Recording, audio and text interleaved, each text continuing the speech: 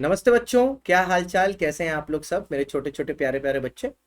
अब मेरे छोटे छोटे प्यारे प्यारे बच्चों, एक सवाल उनको बड़ा परेशान कर रहा है कि सर हमें सीए कर रहे हैं, क्या बीकॉम करना चाहिए या नहीं करना चाहिए, ग्रेजुएशन करना चाहिए या नहीं करना चाहिए। बच्चों, मैं एक चीज आपको पहले समझा देता हूँ, ध्यान से एक बात को सुनिएगा मेरी, ठीक है। ग्रेजुएशन क्या जरूरी है, ठीक है। मैं ऐसा बोलता हूं कि ग्रेजुएशन इज गुड, करनी चाहिए आपको, ठीक है। बट किस तरीके से करनी चाहिए वो मैटर करता है, ठीक है। अब एक होती है sir graduation for basically for regular college. Regular college एक ऐसा कॉलेज होता है बेटा जहां पर एटलीस्ट आपको 75% अटेंडेंस मेंटेन करना पड़ता है और जहां पर आपको कॉलेज रेगुलरली जाना होता है। अब ऐसे सिचुएशन में अगर आप 75% की बात करते हो, तो अगर मैं एक संडे को हटा दूं तो बचे हुए हुए 6 दिन, तो 6 दिन में से अगर मैं 0.75% करूं तो 4.5 दिन आपको कॉलेज जाना पड़ेगा। मतलब मोटा मोटी रख लो, आपको 5 दिन तो कॉलेज जाना है। तो मतलब आपको सिर्फ सैटरडे और संडे मिलेगा कॉलेज के अलावा, और जिसमें आपके कॉलेज का पीरियड काफी बड़ा है अगर आप देखो तो, because it is starting at 10, या अगर मॉर्निंग है या आफ्टरनून है या इवनिंग है, 5-7 घंटे ऐसे ही चले जाते हैं। तो टेक्निकली कौन से कॉलेज में करना चाहिए?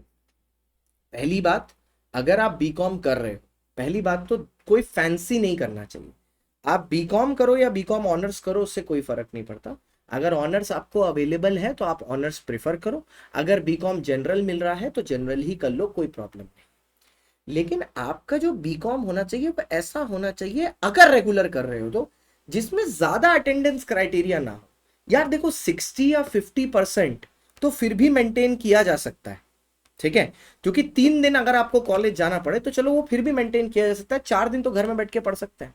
लेकिन अगर ये रेगुलर कॉलेज 75-80% का है ना, तो बेटा इसकी प्रॉब्लम आपको आज नहीं फेस होगी, इसकी प्रॉब्लम आपको फेस होगी आपकी आर्टिकलशिप में। जब आप आर्टिकलशिप में जाओगे ना, तो बहुत सारे ऐसे फर्म्स होते हैं जो रेगुलर कॉलेज देख के बच्चा पहले ही नहीं सिलेक्ट करते हैं। अगर आपके अंदर कैपेबिलिटी हो तो भी शायद आपको रिजेक्ट कर दिया जाए। वो किस वजह से होता है मैं बताता हूँ। क्योंकि उन्हें चाहिए एक आदमी जो ऑफिस में अवेलेबल रहे। अब आप रेगुलर कॉलेज वाले हो गए तो आप दिन भर इधर कॉलेज उधर कॉलेज करने जाओगे, तो उसमें उनका काम कॉम्प्रोमाइज हो रहा है, और कोई आदमी अपना खुद का काम क्यों कॉम्प्रोमाइज करना चाहेगा। अब यहां पे हो सकता है कुछ बच्चे चैट में ये लिखने लगे कि सर मैं भी रेगुलर कॉलेज से हूं, लेकिन मेरे साथ तो ऐसा बिल्कुल नहीं हुआ, मेरी आर्टिकलशिप तो बढ़िया हो गई। सो दैट इज वेरी गुड बेटा, आपका प्रिंसिपल बहुत समझदार था, सल्यूट टू हिम, कॉन्ग्रेचुलेशन। लेकिन सबका केस ऐसा नहीं होता ना, और मैं तो जनरल बेसिस पर बात कर रहा हूं। तो क्या बीकॉम करना चाहिए? बिल्कुल। क्या कुछ अदर फैंसी ट्राई करना चाहिए कि हम सीए के साथ बीबीए भी कर लें? नहीं सर, इसमें क्या होगा पता है, आपके लिए और ज्यादा प्रॉब्लम हो जाएगी। सीए का भी पढ़ना पड़ेगा, बीबीए का भी पढ़ना पड़ेगा अलग से, लोड और बढ़ जाएगा। बीकॉम करें, जनरल करें या रेगुलर कर लें, ठीक है, अगर अटेंडेंस कम रिक्वायरमेंट है तो। सर अगर मेरे को ऐसा कॉलेज ही नहीं मिल रहा जिसमें रेगुलरिटी के साथ अटेंडेंस कम का क्राइटेरिया हो, तो क्या करना चाहिए? ओपन से कर लें, जिसको इग्नू बोलते हैं या एसओएल बोलते हैं, वहां से कर लें। अब उसमें क्या है, आपको बीकॉम की डिग्री तो मिल जाएगी, ग्रेजुएशन तो हो गई, आपका बस रेगुलर कॉलेज नहीं रहेगा। So that is still better than not having a BCom at all. अब एक कैटेगरी का बच्चा ऐसा आएगा जो बोलेगा सर मेरे पास पैसे नहीं है बीकॉम करने के, और मैं पूरा का पूरा अपना समय और टाइम सीए में फोकस करना चाहता हूं, क्या मुझे बीकॉम करना चाहिए क्या? तो मैं इस ऐसे बच्चे को बोलूंगा, अगर तूने सोच ही लिया है कि तू पूरा अपना कंसंट्रेशन सीए पे रखना चाहता है, तो फिर तू बीकॉम मत कर। अगर तूने ये सोच रखा है तो आई होप मैंने इस चीज को बहुत ही क्लियरली सेट आउट कर दिया है। अगर करना है बीकॉम ऑनर्स और जनरल में ऑप्शन है, गो फॉर ऑनर्स। अगर रेगुलर मिल रहा है, 6 days रेगुलर वाला, 75 वाला, don't take it, try for a regular जिसमें 50-60% हो। नहीं मिल रहा, go for open.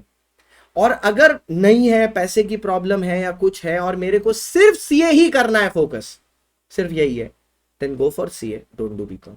So I hope मेरा ये छोटा सा वीडियो आपके लिए बहुत ही नॉलेजेबल रहा है और क्लियर कट आपको सारी बातें समझ में आ गई हैं।